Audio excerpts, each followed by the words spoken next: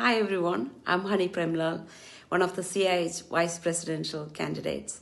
I'm grateful for the opportunity to inspire our housing community to fight for our reputation. I'm the current chair of Eldon Housing and the co-chair of Bish London region. One of my main goals as VP will be to regain our industry's reputation. We can do this by developing a culture of openness and accountability to our customers.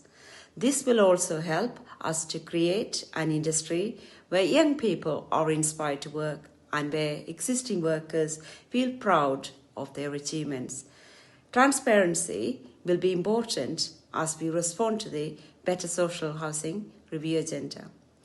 As VP, I will commit to making this industry more equitable for everyone.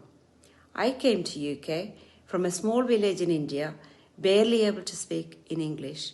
My journey has made me more empathetic to the issues within the system, both customers and our workers. I want to run a positive campaign that focuses on stories of our household, our communities, and our service providers. And I believe stories can help us to tell our truth and connect us. I'm known for my positivity and resilience, and I tackle difficult challenges and head on with energy, passion, and focus. If this message of fighting for our reputation resonates with you, please consider voting for me.